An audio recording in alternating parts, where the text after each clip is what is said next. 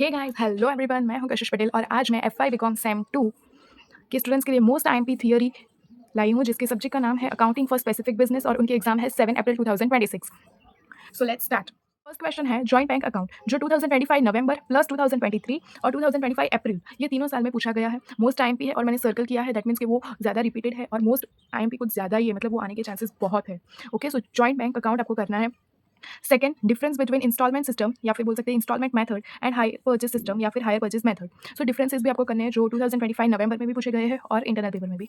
Third है difference between joint venture account and consignment account. ये तो आएगा ही, मतलब काफी चांसेस है, मतलब हर साल पूछा गया क्वेश्चन है ये। थर्ड और फोर्थ नंबर का क्वेश्चन है ना, सबसे पहले आप ये दो क्वेश्चन कर देना, कुछ करो या ना करो, पर थर्ड और फोर्थ क्वेश्चन ही पहले करना। Difference between joint venture account and consignment account, जो 2025 नवंबर प्लस इंटरनल में भी पूछा था, 2023 में भी और 2025 अप्रैल में भी पूछा है। फोर्थ है valuation of closing stock of consignment.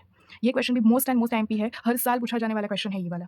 Okay, सो ये थियरी करनी ही है। 2019 में पूछा है, 2025 अप्रैल में भी पूछा है, 2025 नवंबर, 2024 इंटरनल, 2023 ये मतलब हर साल पूछा जाने वाला क्वेश्चन है। ओके, इसलिए ना कैसे पूछ सकते हैं और तरीके से, तो calculation of closing stock of consignment और कंसाइनमेंट अकाउंट ऐसे करके, calculation of closing stock of consignment account या फिर calculation of closing stock of consignment ऐसे करके भी पूछ सकते हैं। ओके, फिर आगे मैं दिखाती हूँ आपको। फिर fifth, importance of accounting standards, ये भी मोस्ट आईएमपी है, आपको ये फर्स्ट 5 जो है वो करने ही है, पढ़ने ही है। मतलब इंपॉर्टेंस ऑफ अकाउंटिंग स्टैंडर्ड जो है 2025 नवंबर में पूछा गया है, फिर 2025 अप्रैल में भी पूछा है और इंटरनल पेपर में भी पूछा गया है। नेक्स्ट है कॉस्ट ऑफ कन्वर्सेशन, जो 2025 और 2023 में पूछा गया है। नेक्स्ट है 7 number normal loss and abnormal loss in consignment account, 2024 में पूछा गया है। 8 कैरेक्टरिस्टिक्स ऑफ जॉइंट वेंचर, 2024 में पूछा था। 9th need for accounting standard, 2024 में पूछा था।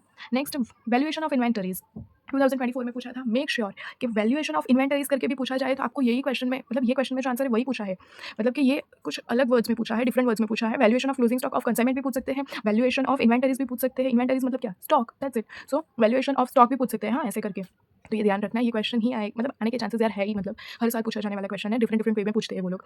ओके, सो ये पढ़ना है, ये पढ़ना है। 11th हायर परचेज सिस्टम, 2024 में पूछा था।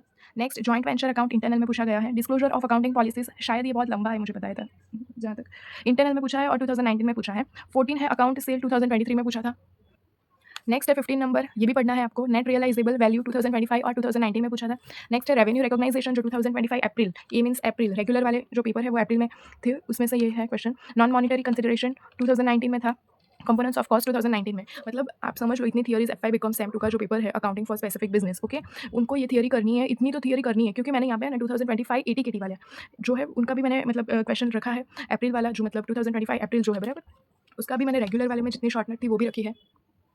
फिर 2024-23 में जो आने वाली थियरी मतलब आ चुकी है, वो पेपर में पूछी गई थी। ओके, वो ही थियरी मैंने यहाँ पे रखी है, तो आपको है ना मतलब एक्स्ट्रा प्रैक्टिस नहीं करनी पड़ेगी, जो मैंने आपको बोला है ना, इतने में सही आएगा। इधर बाहर का आया भी तो कोई बात नहीं, एटलीस्ट आपके पास ऑप्शन तो होंगे ही, तो आप वो भी कर सकते हो, है ना। तो इतनी थियरी मतलब प्रिपेयर करेंगे ना तो हो जाएगा आपका। कुछ स्टूडेंट्स तो इस पर ही बेस्ड होंगे, तो इतनी सारी मतलब जो स्पेसिफिकली थियरी पे डिपेंड है कि थियरी करके पास हो जाना, ऐसे भी स्टूडेंट्स होंगे ही, तो वो सारी थियरी करना, और स्पेशली जो मैंने सर्कल की है और ये जो 2 थियरी है ये तो करनी ही है, 3 और 4 वाली। ओके, ये पूछी ही जाती है मोस्ट ऑफ केस में।